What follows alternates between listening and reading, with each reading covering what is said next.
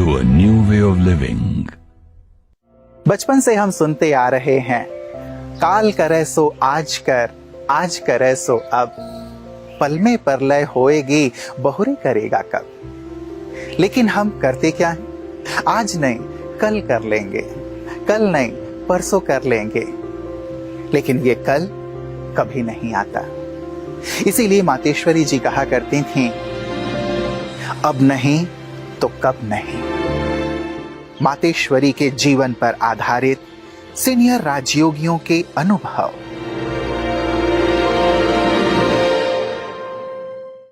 नमस्कार। मातेश्वरी जी के जीवन पर आधारित अनुभवों की श्रृंखला अभी नहीं तो कभी नहीं में आप सभी का हार्दिक स्वागत है।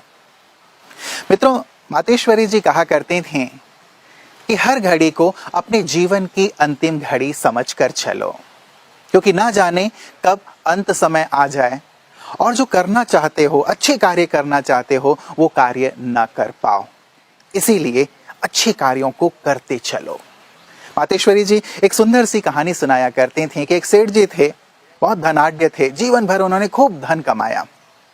अंत समय आ गया, यमराज जी उन्हें लेने के लिए आ गए। यमराज ने कहा चलो।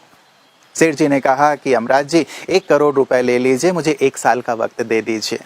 यमराज नहीं माने। 25 करोड़ ले लीजिए, मुझे 6 मास दे दीजिए। नहीं माने। 1 अरब ले लीजिए, मुझे 1 मास का वक्त दे दीजिए। नहीं माने। तब उन्होंने कहा कि अच्छा मेरी सारी दौलत ले लीजिए, मुझे कुछ पल तो, कुछ लम्हे तो दे दीजिए। तब भी वो नहीं माने। सेठ जी फूट फूट करके रोने लगे। उन्होंने कहा कि सारे जीवन मैंने इतना परिश्रम करके ये जो कमाई की है, ये सब व्यर्थ चला जाएगा। यमराज जी को उन पे रहम आ गया। उन्होंने कहा चलो कुछ पल देता हूं, संसार को कुछ संदेश देना हो तो दे दो। सेठ जी ने कहा सारे संसार को संदेश देते हुए कि अरे कहाँ लगे हुए हो तुम सब, क्या कर रहे हो, कहाँ व्यर्थ समय गंवा रहे हो। जो साथ जाने वाली चीज है, अच्छे कर्म है, पुण्य कर्म है, भलाई है, समाज के लिए कुछ करने वाली बात है, अपने जीवन को श्रेष्ठ बनाने वाली बात है, ये कार्य तो तुम कर नहीं रहे हो और फूटी कौड़ियों के पीछे लगे हुए हो। मातेश्वरी जी इस बात को बता करके कहा करती थीं कि व्यर्थ में अपना समय वहां जाया मत करो जहां मन फिर ये कहे कि नहीं तुमने अपने टाइम को वेस्ट किया। वो कहती थीं कि प्रभु हमें रोज ही 86,400 सेकेंड्स देते हैं, रोज ही। अब तुम ये देखो कि इन सेकेंड्स को, इस अमूल्य निधि को तुम कैसे सफल करते हो या विफल करते हो। सुंदर सीख मातेश्वरी जी की। इस सीख को अपने जीवन में बहुत अच्छी तरह से उतारा आदरणीय उत्तरा दीदी जी ने, जो कि चंडीगढ़ में ब्रह्मा कुमारीज के जो केंद्र हैं उनकी निदेशिका हैं। 1960 में आप ज्ञान में आ गई थी और 1967 में आपने अपना पूरा जीवन समर्पित कर दिया था। आइए उनके मुखारविंद से सुनते हैं मातेश्वरी जी की सुंदर शिक्षाएं और अनुभव।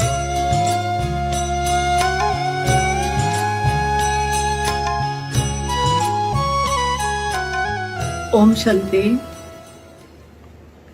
प्रजापिता ब्रह्मा कुमारी ईश्वरी विश्वविद्यालय, जो अपने आप में एक अनोखा विद्यालय है, आत्माओं की उन्नति के लिए पढ़ाई जाती है। इस ईश्वरी विश्वविद्यालय में शुरुआत में प्रजापिता ब्रह्मा के द्वारा रचे हुए इस विद्यालय को चलाने के निमित्त मातेश्वरी, जगदम्बा, सरस्वती आदि देवी, जिनके संपर्क में आने से हर मनुष्य आत्मा अपने आप में कुछ दिव्य अनुभूतियां कर लेती थी। मातेश्वरी जी को प्रथम बार हमने जब देखा, पंजाब में वाइन थी, तो मातेश्वरी जी को मिलने के लिए बहुत से भाई बहने वहाँ उपस्थित थे, जो कि कुछ फूल मालाएं लिए खड़े थे उनके स्वागत में। मातेश्वरी कैसे होंगे, सोचा था कि शायद बड़ी कुछ विशेष बात होगी, कुछ विशेष वेशभूषा होगी, लेकिन बहुत सिंपल, साधारण, परंतु एक ऐसी मूर्ति जो दिव्य मूर्ति नजर आती थी। तो हमारे साथ एक बहन खड़ी थी जिनकी बचपन से नजर नहीं थी, दिखाई नहीं देता था, लेकिन मातेश्वरी जी को मिलने के लिए, उनके स्वागत के लिए वे बहन बहुत सुंदर गुलाब के फूलों का बढ़िया सा हार लेके खड़ी थी। तो मैं उसे देख रही थी बार बार, बड़े चेहरे पे मुस्कान, खुशी। लेकिन मेरा सवाल था कि बहन तुम कैसे मातेश्वरी को पहनाओगे फूलों की माला? तो बोला उसने कि आप देखते रहना, मैं कैसे पहनाऊंगी फूल माला उनका। तो जैसे ही मातेश्वरी जी का आना हुआ, कमरे में अंदर प्रवेश किया तो कुछ भाई बहने, कुछ बड़ी दीदियां आगे आगे निकले। उस बहन का हाथ फूल माला लिए उठते थे ऊपर, फिर नीचे हो लेते थे, और मेरी नजर में मैं उसको देख ही रही थी। लेकिन जैसे ही मातेश्वरी जी समीप पहुंचे, बिल्कुल करीब पहुंचे, उसके दोनों हाथ उठे और फूल माला मातेश्वरी जी के गले में डाल दी गई। तब उसने बाद में कहा, मैंने पूछा कैसे लगा, किस तरह से महसूस किया तुमने? तो बोली उनकी एक रूहानियत वाली महक मुझे आ रही थी, और मुझे लगा था कि 2-3 लोग निकले हैं, 4 लोग निकले हैं, अब यही मातेश्वरी जी हैं। तो इस तरह से करके बड़ा अच्छा सा लगा कि आज के संसार में ऐसी अद्भुत शक्ति, ऐसी नारी जो अपने आप में इतनी महान शक्ति है। फिर कुछ पल के, कुछ समय के बाद उनके पास हमें बैठने का समय मिला। जब मातेश्वरी जी दोबारा से उस शहर में आए तो बहुत से भाई बहनों की संख्या उनको सुनने के लिए रोजाना सुबह पहुंच जाते थे, और हम सब कुछ कन्याएं, कुछ कुमारियां रोजाना मातेश्वरी जी से मिलते थे। एक दिन मातेश्वरी जी सभी कन्याओं से, बहनों से मिल रहे थे, जो कि अपने अपने घरों से रोजाना आते थे, लेकिन सभी क्लास सुन के वापस अपने अपने घरों को लौटती थी। तो मातेश्वरी जी जब परिचय ले रहे थे, तब एक बहन के लिए, जबकि वो 3 बहनें आती थी एक ही परिवार से, लेकिन 2 तो निकल गए। तीसरी जगह जब मामा के नजदीक हुई, मातेश्वरी जी के करीब हुई, तो उनके लिए मातेश्वरी जी ने बड़े दीदी से पूछा, चल दीदी से, क्या ये कन्या सेवा में निकल सकती है? तो दीदी ने बताया कि तो घर से छुट्टी नहीं है, निकल नहीं सकती है अभी। तो मातेश्वरी जी ने किस तरह से परख लिया होगा, कैसे निर्णय ले लिया होगा, ये उनकी अपनी रूहानियत की शक्ति थी। तब उन्होंने बोला कि नहीं, ये बच्ची बहुत सेवा करेगी, ये बच्ची बहुत आगे बढ़ेगी। और सत्य ही वो बहन आज बहुत अच्छा, एक अच्छे से सेवा केंद्र को संभाले हुए हैं। अनेकों भाई बहनों की जिंदगी में वो परिवर्तन करने के लिए रोजाना पढ़ाई पढ़ाते ईश्वरीय ज्ञान की। इसी तरह से जब मातेश्वरी जी को मिलने का हमें मौका मिला, तो जब उनके पास बैठते थे तो लगता था कि एक असीम शक्ति, एक ऊर्जा हमारे अंदर पहुंच रही है। इसी तरह से जब हम भी मातेश्वरी जी मिलने लगे थे, तो घर से तो छुट्टी नहीं थी, पिताजी की तरफ से रुकावट थी, तो सोच नहीं सकते थे कि हम भी ऐसा जीवन अपना बना सकेंगे या ऐसी सेवा कर सकेंगे। तो जब मातेश्वरी जी से मिल रहे थे, तो भी मातेश्वरी ने बोला कि बच्ची बहुत आगे बढ़ेगी, बच्ची तुम्हें सेवा करनी है, सेवा के लिए तुम्हें निकलना है। तो बड़े दीदी से फिर इशारा करते हुए बोले कि बच्ची को सहयोग देना, आगे बढ़ाना, बच्ची बहुत सेवा करेगी। जबकि हमें ऐसा लगता नहीं था कि हम सेवा कर सकेंगे या आगे बढ़ सकेंगे या ऐसा जीवन अपना बना सकेंगे।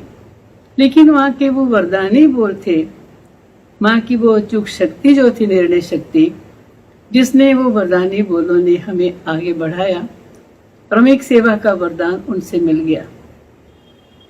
उन्हीं दिनों में जब मातेश्वरी जी उस शहर में थे, तो एक हमारे पड़ोस में रहने वाले एक पुलिसमैन थे, उन्होंने भी ये जबरदस्ती से कहा कि मुझे भी आपके मातेश्वरी जी से मिलना है, या मैं भी उनके वचन सुनना चाहता हूँ। जबकि वो काफी विरोधी आत्मा थी, लेकिन जब वो व्यक्ति ने रोजाना आना शुरू किया, पूरे 7 दिन मातेश्वरी जी का क्लास सुना, उनकी मधुर शिक्षाएं सुनी, तो वो बदल गया एकदम। और जैसे कि और सभी लोग मातेश्वरी जी को समीप से मिल रहे थे और प्रसाद ले रहे थे, तब वो व्यक्ति भी आगे बढ़ा, आंखों से आंसू बह रहे थे। और जब मातेश्वरी जी के पास वो आए, तब मातेश्वरी जी ने कहा, बच्चे जानते हो किससे मिल रहे हो? तो उसके मन में कुछ भावना होगी, तो बोला मुझे क्षमा करें। फिर माँ ने कहा, नहीं बच्चे, किससे मिल रहे हो? ये काली माँ है। काली माँ अर्थात काली माँ को दूर करने वाली। तो जिस माँ ने उस पिता परमात्मा को याद करके ऐसा जीवन बनाया है, उस पिता को याद करेंगे, आपका जीवन भी ऐसा बनेगा। लेकिन उस व्यक्ति की आंसुओं की धारा बहती रही और माँ ने सिर पे हाथ फेरते हुए उसे एक वरदान दिया कि नहीं बच्चे, तुम्हें कुछ सेवा करनी है। तुमने देखा कि वही व्यक्ति जो कितना विरोधी था, कटाक्ष करने वाला था और लोगों को रास्ते से हटाने वाला था, वही व्यक्ति उसके पश्चात एक सहयोगी बन गया। जब जब वो कोई विरोध की बात करते थे लोग, या किसी ने मजाक भी किया हो, लेकिन वो उनको काटता था, नहीं भाई ऐसा मत बोलो, वे साक्षात सरस्वती माँ थी, वे साक्षात देवी थी, दिव्य की मूर्ति थी। वहाँ जो सुनाया जाता है वो बिल्कुल सत्य है, जिससे जीवन संवरता है, बनता है। उसके बाद से उनके जीवन में ये परिवर्तन हो गया कि वो कटाक्ष करने की बजाय, विरोध करने की बजाय, वो एक सहयोग की बात तरफ आगे बढ़ने लगे। तो मातेश्वरी जी के संपर्क में आने से अनेकों आत्माओं की जिंदगी में परिवर्तन हुए, अनेकों आत्माओं को जीवन बनाने की राह मिली। और मातेश्वरी अक्सर ये कहा करते थे, जब जब कहीं से जाते थे, कि मुझे याद नहीं करना, मेरी माँ और उसकी जो माँ है उसे याद करना। तो सोचते थे कि वो कौन? तो मातेश्वरी जी का सीधा इशारा होता कि जिस प्रजापिता ब्रह्मा बाबा के द्वारा मुझे ईश्वरीय पहचान मिली है, मेरा जीवन इस तरह से बना है, और वो है माँ निराकाशी परमात्मा। तो माँ की माँ और उसकी माँ यानी परमात्मा पिता को याद करेंगे तो आपका जीवन सुखद सफल बन सकेगा, कमल जैसा बन सकेगा। और माँ के शब्दों में, मातेश्वरी जी की वाणी में इतनी सुंदर शक्ति होती थी कि हर आत्मा सुनते ही रह जाती थी। हर आत्मा को लगता था, महसूस होता था कि हमें अपने जीवन की धारणाओं को मजबूती से बनाना है। एक अद्भुत शक्ति मिलती थी उनके समीप आने से। एक माँ का दुलार प्यार बच्चों को जैसे मिलता हो, ऐसा अनुभव करते थे। चाहे छोटा बच्चा हो, युवा हो या वृद्ध हो, 80 वर्ष का क्यों ना हो, वो भी माँ माँ करते यूं माँ से मिलते थे कि छोटे बच्चों की तरह। और माँ उनको बहुत प्यार से, दुलार से, शिक्षाओं से उनको भरपूर कर देते थे। और उनके जीवन में एक साहस, एक बल आ जाता, शक्ति मिल जाती आगे बढ़ने के लिए। ओम शांति। मीठी जगदम्बा माँ द्वारा मिली हुई अनमोल शिक्षाएं। ऐसा भी समय आना है जो आपस में मिल भी नहीं सकेंगे, इसलिए शुभ कार्य में देरी मत करो। आज का काम अभी कर लो। भविष्य श्रेष्ठ बनाने का समय अभी है, इसका पूरा कदर होना चाहिए। इस अंतिम जन्म में ये दिन बहुत अच्छे हैं। जो धारणा की होगी उसकी परीक्षा भी इस जन्म में देनी है। इस ही जन्म में माया के तूफान विघ्न आते हैं, इसलिए डरो मत, क्योंकि तुम जानते हो कि ये तो होना ही है। शत्रु को मित्र बना लेना, ये कितनी बड़ी कला थी मातेश्वरी जी के अंदर। धन्यवाद उत्तरा दीदी, आपने मातेश्वरी जी की इस सुंदर विशेषता को हम सबके सम्मुख रखा। क्योंकि जो दुश्मन होता है उसके लिए व्यक्ति और भी दुश्मनी के भाव रखता चला जाता है। वो कैसे नष्ट हो, उसका कैसे अहित हो, इस विषय में ज्यादा से ज्यादा चिंतन करता है। लेकिन माँ सचमुच माँ ही थी जो विरोधियों को भी मित्र बना लेती थीं, अपना बना लेती थीं। साथ ही एक कितनी सुंदर सी बात हमने सीखी कि मातेश्वरी जी जब भी कहीं से सेवा करके जाया करती थीं तो कहती थीं कि मुझे नहीं, लेकिन मेरी माँ और उनकी माँ को याद करना, अर्थात ब्रह्मा माँ और परमात्मा शिव माँ को। कई बार ये देखा जाता है कि व्यक्ति जब कोई कार्य करता है, परिश्रम करता है, किसी स्थान को हरा भरा करने का प्रयास करता है तो वो सोचता है कि इसका श्रेय मुझे भी मिलना चाहिए। लेकिन मातेश्वरी जी श्रेय नहीं लेना चाहते थे। वो जानते थे कि कराने वाला तो ऊपर वाला है, माता पिता तो परमात्मा ही है और उन्हें याद करने से ही कल्याण होगा, मुझे याद करने से कल्याण नहीं होगा। इसीलिए वो बहुत प्यार से ये बात कहा करते थे कि परमात्मा को याद करना, जो दाता है, विधाता है, वरदाता है, जिसकी याद से ही पाप कटने वाले हैं। सचमुच कितनी महान थी मम्मा, जिन्हें अपने लिए कुछ नहीं चाहिए था, केवल बच्चों का कल्याण और ईश्वर पिता की याद में सभी मग्न हों, यही भावना थी। आइए अब चलते हैं इंदौर की ओर, जहां आदरणीय आरती दीदी जी हम सबके सम्मुख हैं अपने अनुभवों को लेकर के। आप 1966 में ईश्वरी विश्वविद्यालय के संपर्क में आई और 1970 में आपने अपना पूरा जीवन ईश्वरीय कार्य अर्थ समर्पित कर दिया।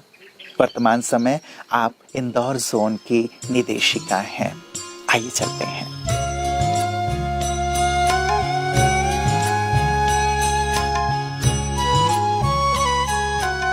प्रजापिता ब्रह्मा कुमारी ईश्वरीय विश्वविद्यालय की प्रथम मुख्य प्रशासिका मातेश्वरी जगदम्बा सरस्वती, जिन्हें हम प्यार से मम्मा कहते हैं।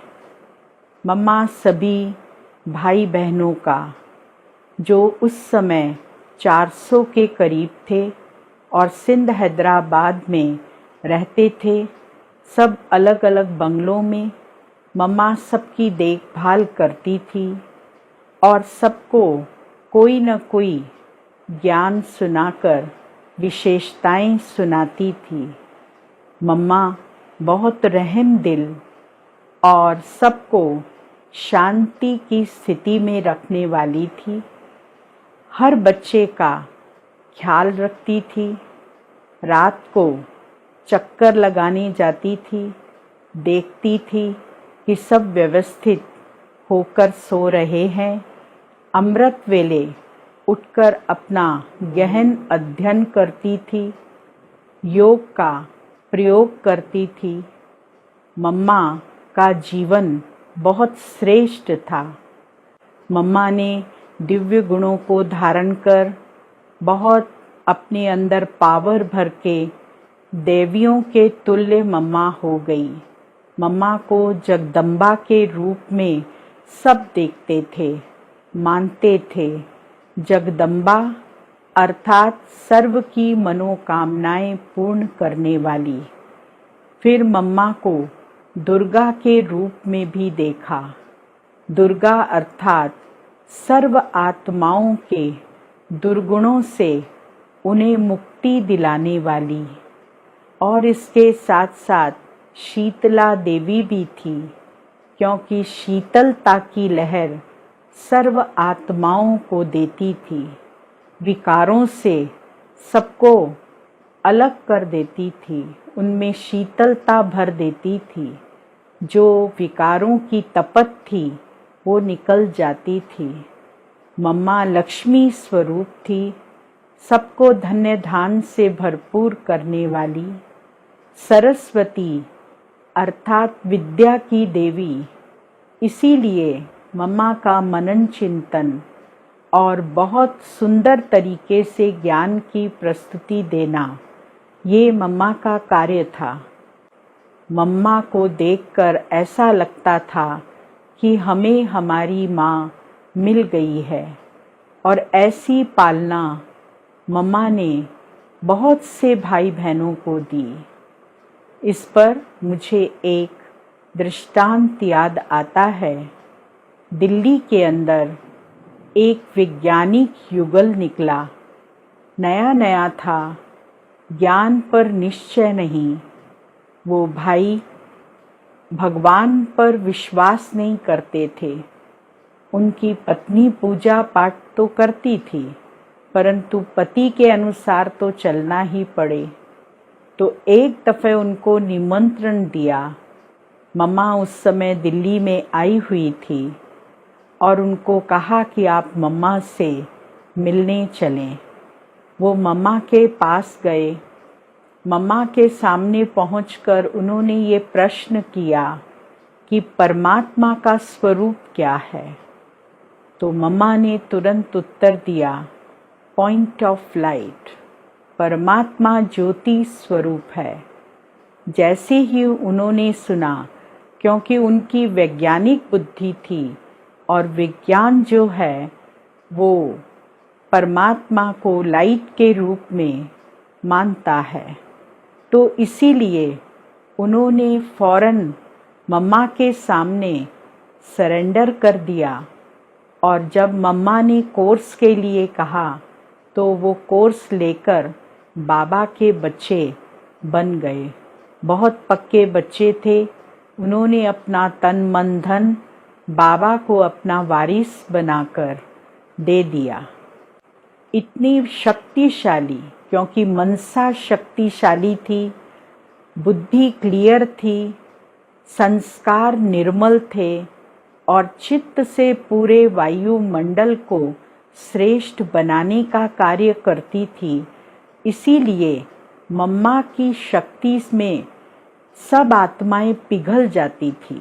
अच्छे अच्छे बड़े बड़े लोगों को हमने देखा, बुजुर्ग लोगों को हमने देखा कि मम्मा के सामने जाकर एकदम बच्चा बन जाते थे। मम्मा बाबा की बहुत आज्ञाकारी बच्ची थी। हमेशा बाबा के सामने बच्चे की तरह रहती थी और जो बाबा कहते थे उसको हमेशा सर माथे पर रखती थी और कार्य करके दिखाती थी। मम्मा जो है, एक दफ़े बाबा ने मम्मा को एक पार्टी जा रही थी तो मम्मा को कहा, मम्मा इनको ये हलवा, साबूदाने का हलवा खिलाओ। मम्मा ने कहा जी, और उसकी तैयारी कर फटाफट वो हलवा बनाना शुरू कर दिया। और पार्टी जो है वो बस स्टैंड के लिए निकल गई। मम्मा को सूचना मिली तो मम्मा ने कहा अच्छा पहुंचा दूंगी। जब बस में बैठकर बस चलने वाली हो रही थी तब तक मम्मा ने हलवा बना दिया था और बाबा को बताया। डब्बे में पैक करके उस पार्टी के लिए बाबा ने एक भाई को भेजा। चलने लगी बस को रोककर वो उनको डब्बा दिया गया।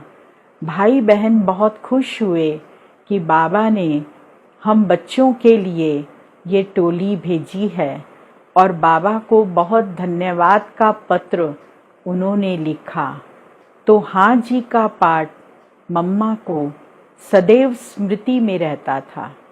मम्मा नथिंग न्यू का पाठ हमेशा याद रखती थी कि जो कुछ हो गया उसको दोबारा रिपीट नहीं करना है।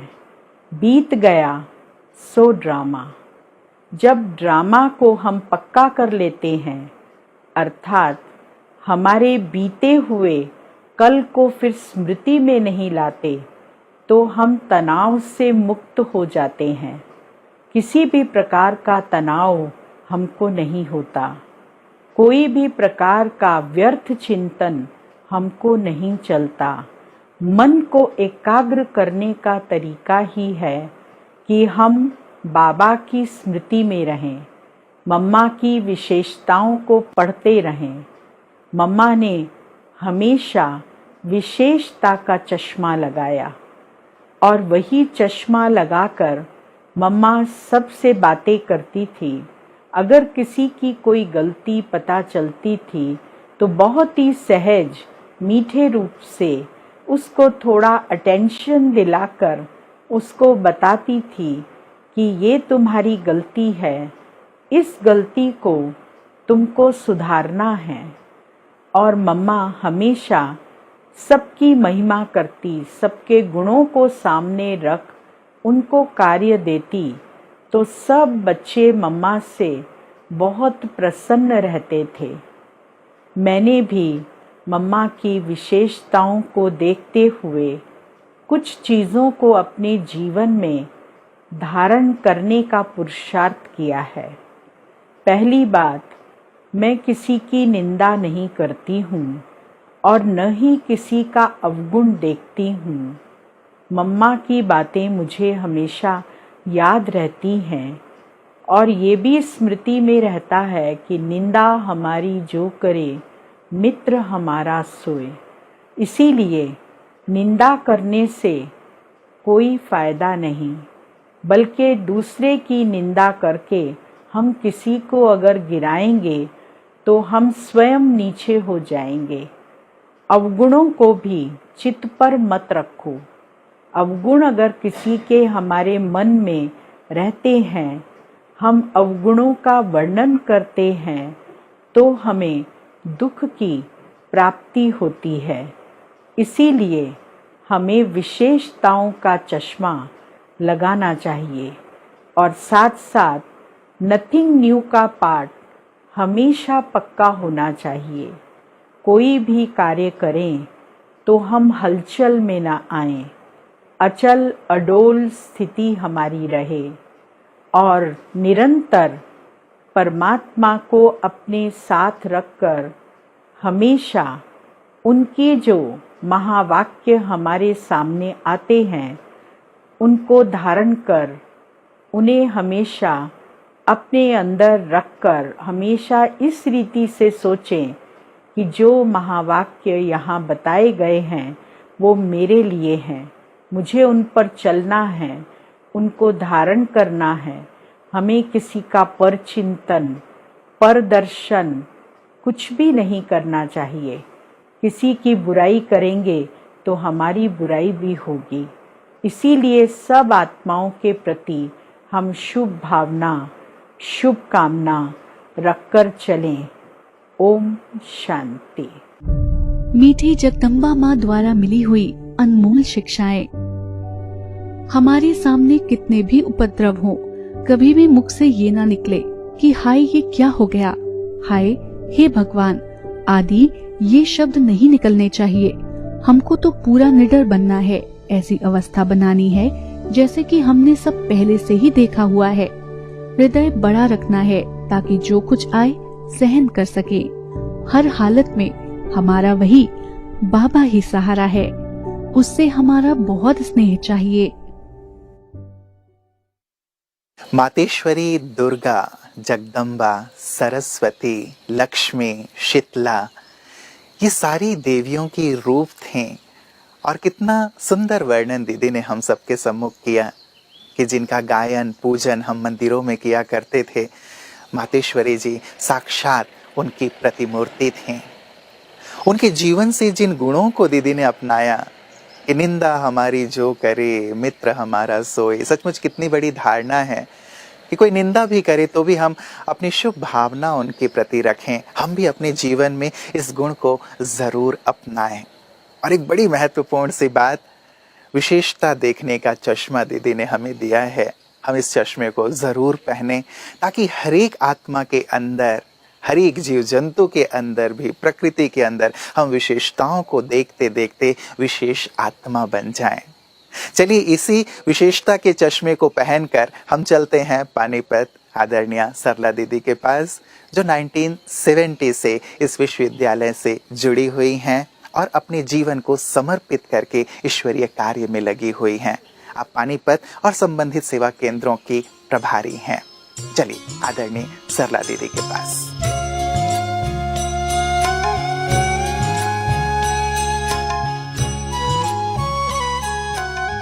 ओम शांति।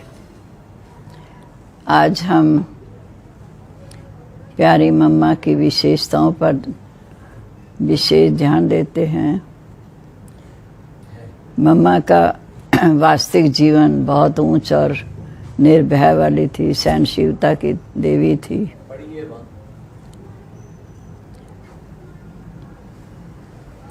मम्मा का बचपन भी बहुत रायल और ऊंच था। जैसे मम्मा पढ़ाई में भी टॉप की थी, डांस में भी थी और गीत गाती थी बहुत सुंदर। तो मम्मा के अंदर रमणीकता भी बहुत थी, तो गंभीरता भी बहुत थी। सहनशीलता की देवी थी। मम्मा को जगत अम्बा, हंसवाणी भी कहते हैं। मम्मा का विशेष गुण था कि गुण उठाना है, गुण देखना है, गुणवान बनना और गुणों को बांटना है। हमेशा कहा करती थी, अगर अपना जीवन श्रेष्ठ बनाना है तो शिव बाबा को फॉलो, शिव बाबा की सारी हर श्रीमत का पालन करो, उनके ऊपर कभी संशय नहीं लाओ और ब्रह्मा बाबा को फॉलो करो। खुद भी बहुत फॉलो करती थी, हर बात बाबा की हाँ जी करके चलती थी। एक बार की बात है कि एक पार्टी आई मधुबन में, तो जब वो जाने लगी तो बाबा ने मम्मा को कहा, मम्मा इनके लिए हलवा बना के लाओ। मम्मा जाकर बनाने लगी तो पार्टी चली गई, कईयों ने आकर टोका। फिर मम्मा ने कहा मुझे बाबा ने कहा। फिर बाबा ने बना करके बाबा के आगे डिब्बे में लेके आई, तो बाबा ने किसी भाई को भेजा, जाकर बस स्टैंड दे आओ। तो जब भाई ने जाकर वो हलवे का डिब्बा दिया तो वो जिज्ञासु बहुत देखकर खुशी में झूम गए, आंखों में आंसू आ गए। फिर उन्होंने बाबा का थैंक्स किया। इसी प्रकार मम्मा के अंदर जी बाबा का विशेष गुण था। जो बाबा कहते थे उसी को स्वीकार करती थी। एक बार बाबा ने कहा कि कोई काम दिया, त्रिमूर्ति, गोला और झाड़ के 15 दिन के अंदर इसको तैयार करके देना है। तो मम्मा अपनी सखियों के पास ले गई, तो इसके ऊपर कलर भरने थे। तो सखियाँ कहने लगी 15 दिन में कैसे होगा। तो मम्मा के अंदर इतनी श्रेष्ठ भावना थी कि बाबा को सतगुरु के रूप में मानती थी। क्या किसने कहा? सतगुरु ने, इसलिए हमें करना ही है। बाबा मम्मा भी जुट गई, बाकी सब जुट गए और 15 दिन में वो तैयार कर दिया। मम्मा के अंदर विशेषताएं बहुत थी। भोजन को भी बहुत प्यार से स्वीकार करती थी। शांति से बैठ के जो है प्रभु प्रसाद प्यार से उसको खाती थी। मम्मा की एक एक गुण, एक एक विशेषता बहुत अमूल्य है। एकांतवासी बहुत रहती थी। एक बार मम्मा वहाँ दिल्ली में आई हुई थी, तो एक जुगल का आपस में झगड़ा हुआ। तो भाई मम्मा के पास आया मिलने के लिए, तो बहनों ने पहले नहीं मिलने दिया, तो उसने बहुत तोड़ फोड़ की। फिर वो भागता भागता ऊपर मम्मा के पास गया। जब मम्मा के पास गया तो मम्मा कुर्सी पे बैठी थी, वहाँ से उठकर खाट पे आ गई। कहा आओ बच्चे बैठो। तो बहुत वो झुक गया। उसने एकदम मम्मा को देखा। मम्मा कहे नहीं मम्मा आप बैठो, मैं इधर बैठता हूँ। कहे नहीं आप बैठो। फिर कुर्सी पे बैठ तो गया, पर मम्मा ने उसको ऐसी दृष्टि दी जिससे वो एकदम शांत और संतुष्ट होकर के उठ के आ गया। कहा फिर मिलूँगा। फिर आकर उसने तब से ज्ञान में चलना शुरू कर दिया। ऐसे मम्मा की कई बातें हैं। तो मम्मा जब 1964 में पंजाब टूर पर आई हुई थी, तो मुझे भी सौभाग्य मिला मम्मा से मिलने का। मम्मा अमृतसर से होती करनाल आई। जब करनाल आई तो मैं भी स्कूल में सर्विस करती थी, छुट्टी लेके गई। तब मम्मा क्लास करा रही थी। तो एक एक आत्मा आती थी, मम्मा से दृष्टि लेते, मम्मा की गोदी लेते। ऐसे फिर जब मेरी बारी आई तो मैं भी आई, तो मम्मा ने बहुत स्नेह भरी दृष्टि दी। दृष्टि देने के बाद फिर मम्मा की गोद में रही। फिर मम्मा ने बहुत प्यार किया। उसके बाद फिर मम्मा ने रात्रि को हम सब कन्याओं के साथ खाना खाया और मम्मा ने कहा कि सदा एकांतवासी रहो, जितना हो सके बाबा को याद करो, बाबा पर विश्वास रखो, जो बाबा की शिक्षाएं मिलती हैं उसका अनुसरण करो। तो जितना बाबा को याद करेंगे उतने आपके जीवन में शक्ति आएगी। मम्मा के अंदर बहुत ज़्यादा शक्ति थी, निर्भयता थी।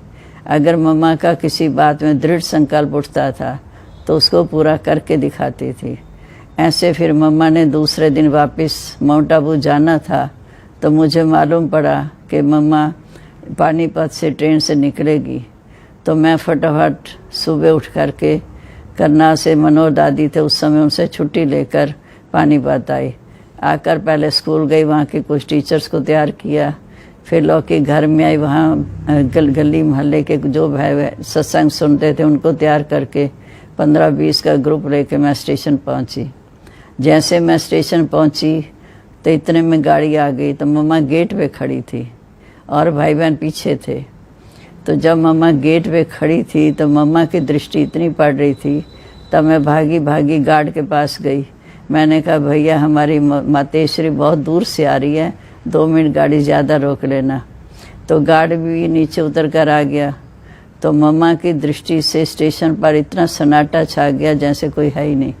तो मम्मा ने सबको स्नेह भरी मुखारबिंद से कुछ शब्द भी सुनाए, सबको टोली दी।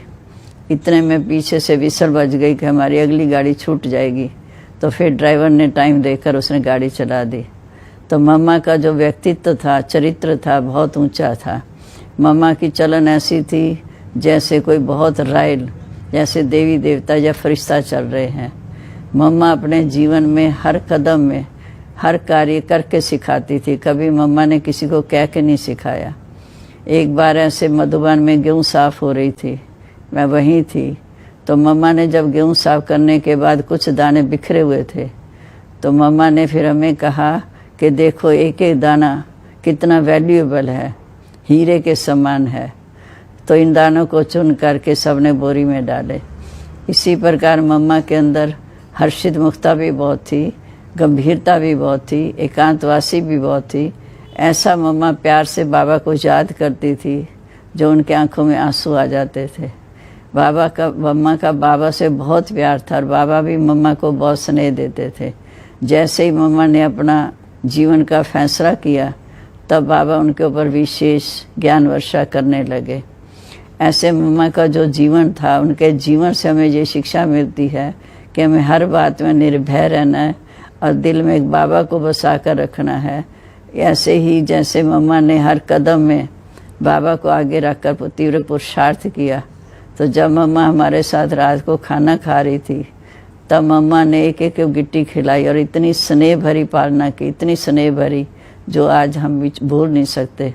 मम्मा की दृष्टि इतनी शक्तिशाली थी कि जब मम्मा दृष्टि डालती थी तो ऐसे लग जाता था जैसे एकदम अशरीरी मैंपन की भाषण भूल गए। तब मम्मा की जो विशेषताएं थी कि मम्मा हंसमुख थी, हर बात में हमें अपनी खुशी में बहलाती भी थी और फिर एकदम अव्यक्त भी हो जाती थी।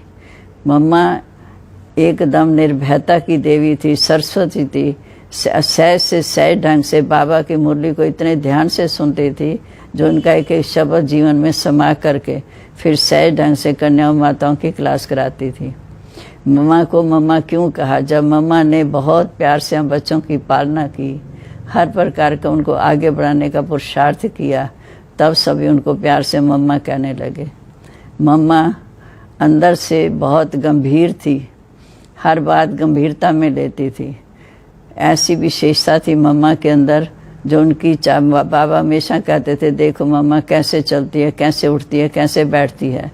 तो मम्मा की चाल भी बड़ी ऊंची रायल, और मम्मा का जो हंस वादनी कहा, तो हंस की तरह गुण ग्रहण करना, गुणों का दान करना, ये मम्मा की विशेषता थी। मम्मा छोटे छोटे काम पर बहुत ध्यान देती थी। एक बार की बात है कि अमृतसर में जब मम्मा आई, तब एक भाई आया, एक झुंड का झुंड आया कि ये नया धर्म कैसे हो रहा है। तब मम्मा ऊपर तपस्या में बैठी थी, तो उन्होंने बहनों ने कहा कि 3-4 अपने में ग्रुप बना लो, 3-4 को भेज दो। जब वो 3-4 भाई ऊपर गए तो पहले तो बहुत तेज़ी से गए। जब वहाँ देखा मम्मा तो बहुत शांत स्वभाव की बाबा की याद में बैठी है, और उनको जैसे दृष्टि दी तो दृष्टि लेते लेते वहीं के वहीं वो दंगी रह गए। इतने में उनको नीचे से आवाज़ आई कि देर हो रही है। तो फिर वो बहुत आराम से नीचे उतरे और आकर के कहा कि मम्मा तो इनकी सचमुच देवी है, देवी। ये तो बहनें हैं जो मिलने नहीं देती। तो मम्मा का रिगार्ड भी बहुत रखते थे।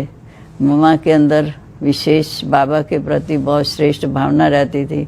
बाबा की बात को जी हाँ करती, कभी बाबा की बात को टालती नहीं थी। ऐसे ही हमें ये शिक्षाएं मिलती हैं कि हमें भी बाबा की हर श्रीमत पर चलकर उनकी शिक्षाओं को जीवन में धारण कर ऐसा ही अपना आदर्श जीवन बनाना है।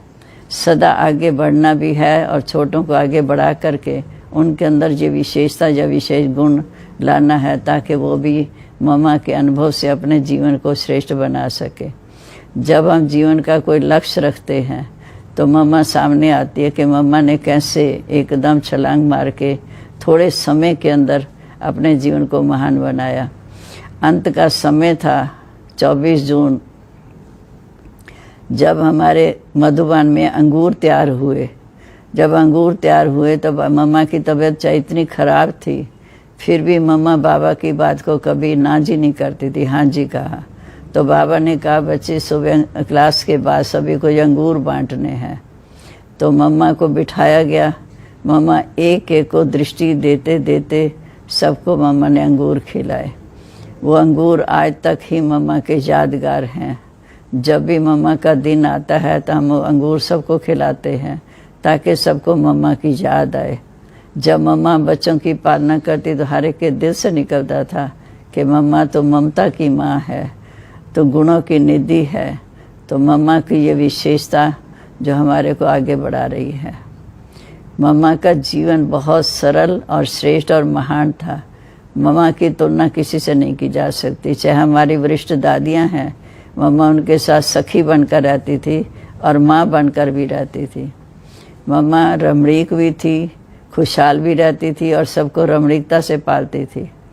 मम्मा के अंदर ये विशेषता थी कि कोई भी बात हो उसको ऐसे ढंग से, सरल ढंग से उनको समझा देती थी कि जिससे कोई बड़े से बड़ा व्यक्ति भी हो वो झुक जाता था।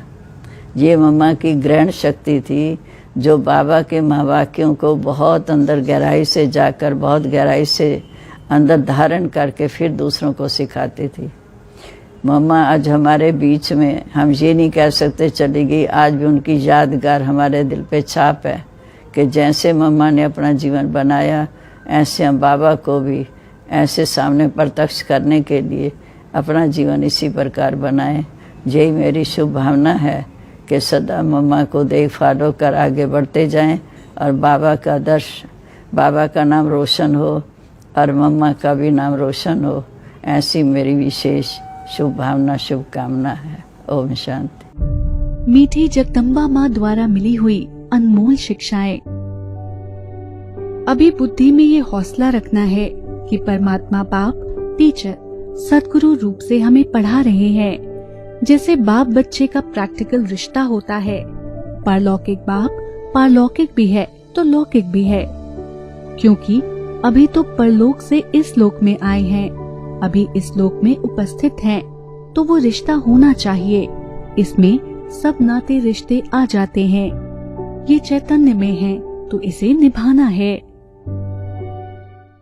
हमने गौतम बुद्ध जी के बारे में सुना था कि अंगुलीमाल उनके सामने आए और बिल्कुल शांत हो गए, उनका जीवन ही परिवर्तित हो गया। लगता था कि ये कैसे हुआ होगा कि इतना खूंखार व्यक्ति बदल गया।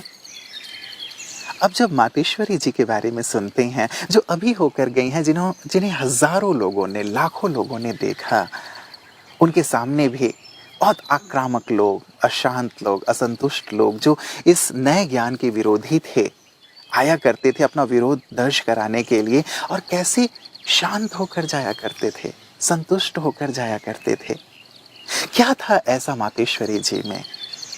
ऐसा प्रतीत होता है कि उन्होंने स्वयं को बहुत गहराई से समझा था, परमात्मा पर बहुत गहन निश्चय था, और साथ ही साथ वो बिल्कुल निर्भय, अचल और अडोल थी सत्य ज्ञान के प्रति। वो कहते हैं ना कि एक व्यक्ति जिसकी नई शादी हुई, नाव पे वो जा रहे थे, बहुत तेज तूफान आई, सब भयभीत होने लगे, उनकी पत्नी भी डर गई, लेकिन पति निश्चिंत थे। पत्नी ने कहा कि सब डर रहे हैं, आप कैसे नहीं डर रहे हैं? पति ने तलवार निकाल के उनके गले पे रख दिया और कहा कि क्या तुम्हें डर लग रहा है? पत्नी ने कहा नहीं, मैं जानती हूँ कि आप मुझे नहीं मारेंगे, आप मेरे रक्षक हैं। पति ने कहा कि ठीक यही विश्वास मुझे परमात्मा पे भी है कि वो मेरा रक्षक है, वो मुझे कुछ नहीं होने देगा। यही सुंदर धारणा मातेश्वरी जी के जीवन में थी कि वो मेरा रक्षक है, वो मेरा पिता है, और इसी धारणा ने उन्हें इतना अचल, अडोल और निश्चिंत रखा। मातेश्वरी जी को बाल्यकाल से देखने वाली, उनकी गोद में खेलने वाली आदरणीय मनोरमा दीदी जी के पास अब हम चलते हैं, प्रयागराज में, जो प्रयागराज और संबंधित सेवा केंद्रों की निदेशिका हैं और साथ ही ब्रह्मा कुमारी इसके धार्मिक प्रभाग की अध्यक्षा हैं।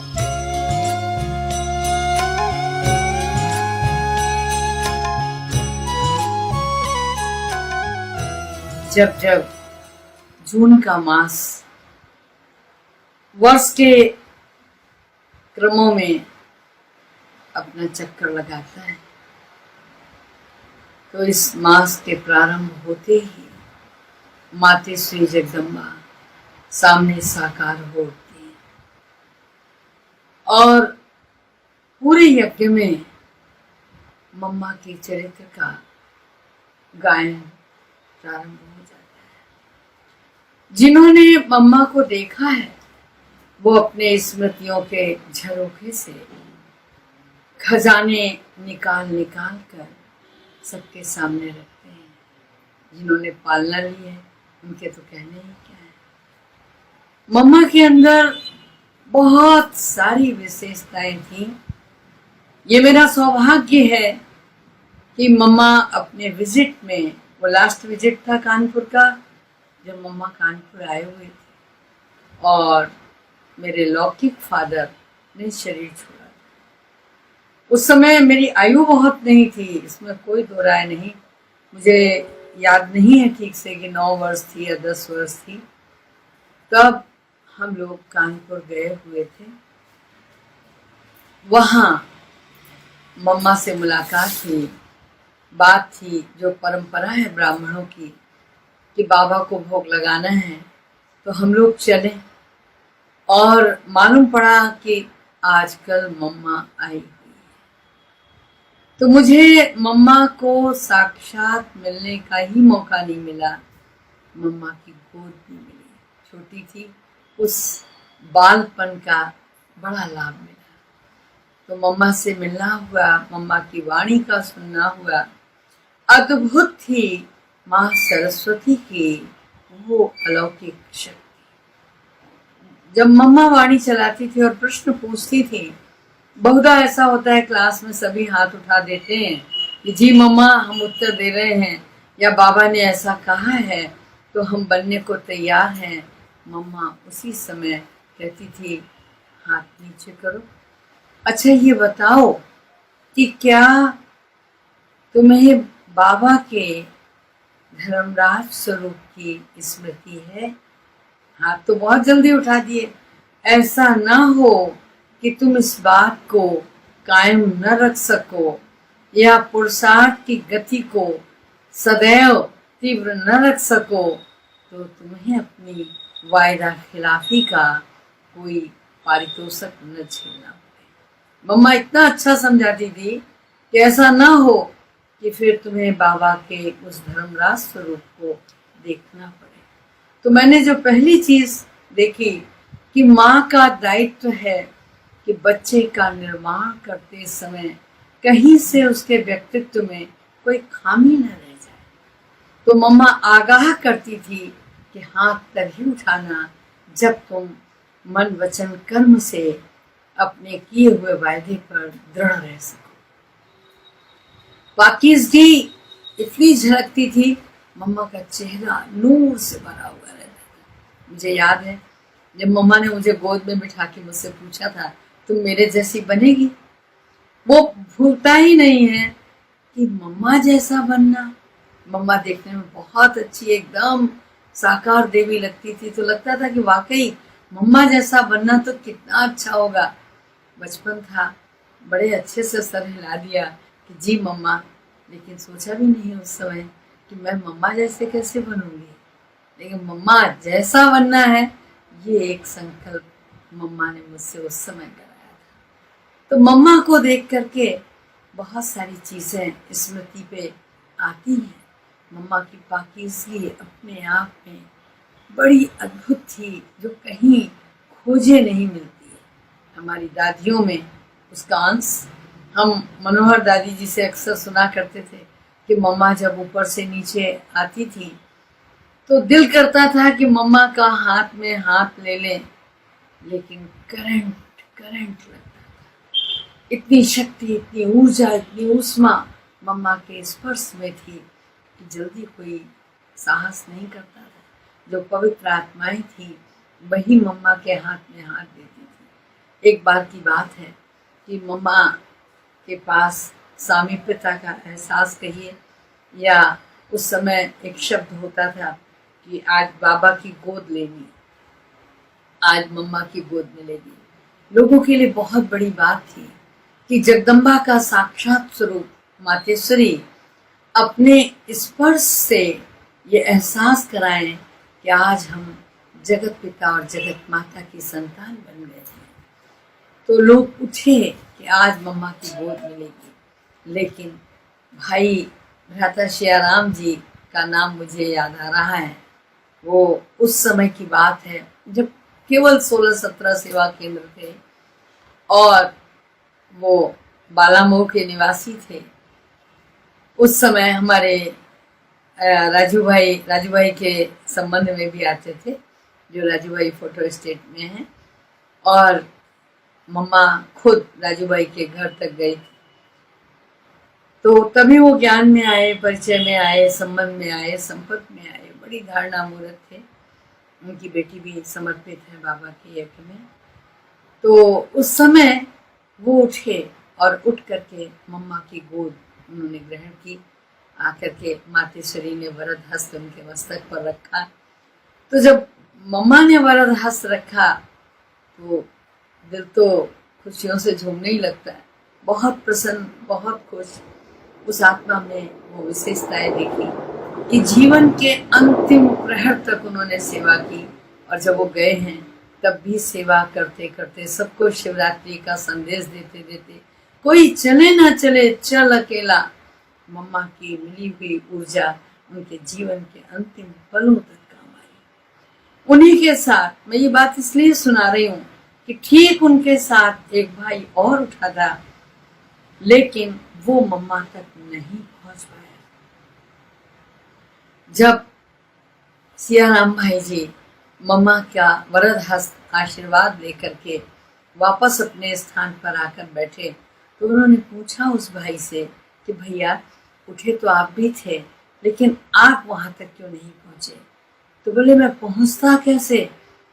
रास्ते में एक बहुत बड़ी बिजली का तार, विद्युत रेखा चमक रही थी, आपने नहीं देखा उसको? बोले मुझे तो कोई रेखा नहीं नजर आई। बोला नहीं, अरे आप निकल गए, मैंने देखा बहुत बड़ी जैसे लक्ष्मण रेखा हो, उससे तरंगें निकल रही थी, विद्युत की चमक थी, उसमें बहुत बड़ी लाइन पड़ी हुई थी, मैं कैसे निकलता? ये बात इसलिए सुना रही हूँ कि वो पाकीज़गी की मूरत थी। सामान्य नहीं था कि कोई उनका वरद हस्त अपने मस्तक पर रखवा ले। सहज नहीं था कि जाके वहां से वरदान ले आए।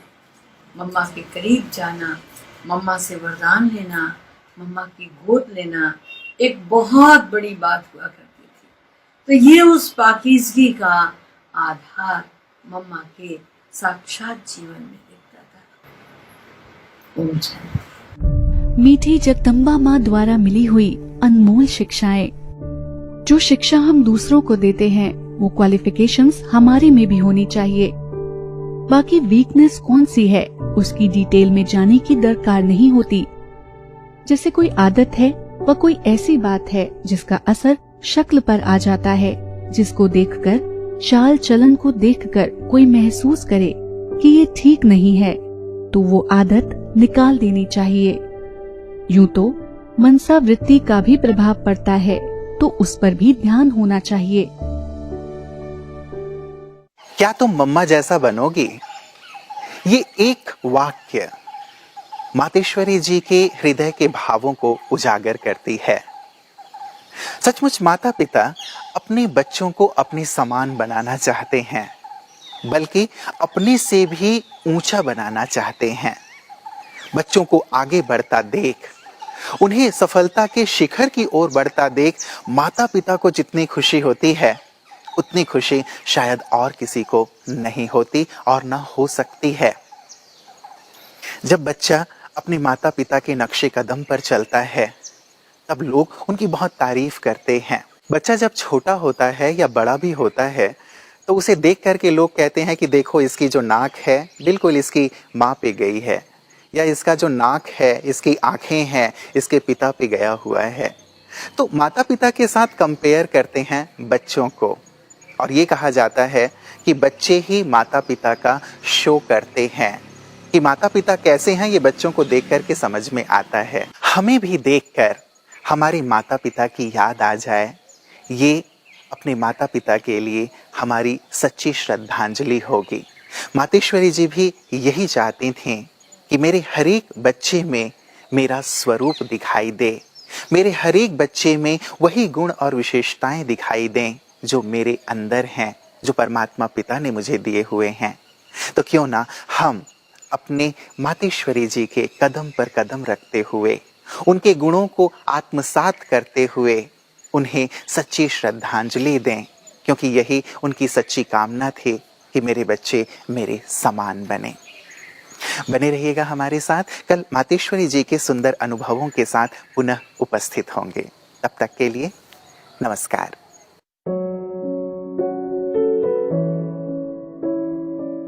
ओ माँ, सुनी थी हमने भी तेरी जीवन कहानी। ममता की थी तू मूरत, तेरा दिल था आसमानी। चंद्रबिंब सी चमक तेरे चेहरे पर झलक रूहानी। तेरे मुख से झरते जब ज्ञान के मोती, लगती तू सरस्वती माँ जगदम्बा भवानी। माँ, सुनी थी हमने भी तेरी जीवन कहानी।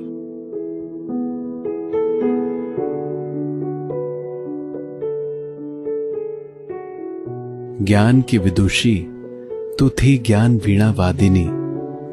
चिंतन की मनीषी थी, संस्कार धारिणी। धवल धरोहर इस धरा पर तू थी, समय सारिणी।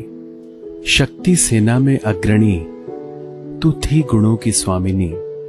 उज्जवल स्वरूप में निखरती तू थी, हंस वाहिनी। पावन धारा सी प्रवाहित तू थी, मंदाकिनी। माँ, सुनी थी हमने भी तेरी जीवन कहानी। थी प्रभु पर अर्पण, जीवन था तेरा दर्पण। तूने हाजी में बिताई अपनी संपूर्ण जिंदगानी। तब का था तेज तुझ में, त्याग में तुमसा न कोई सानी। कदम कदम पर दिखती थी मां तेरी ही कुर्बानी। तेरी पालना में पले उनकी थी ये मुख जुबानी। याद आती है मां आज हमें भी, सुनते हैं बातें पुरानी।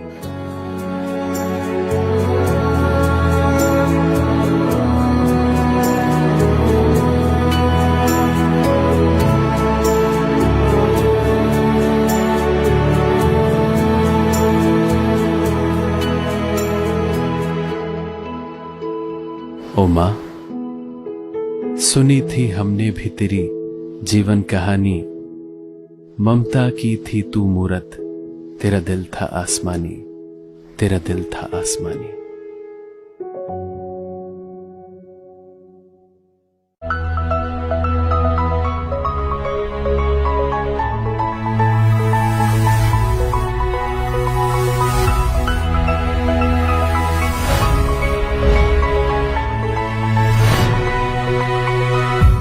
Awakening to a new way of living.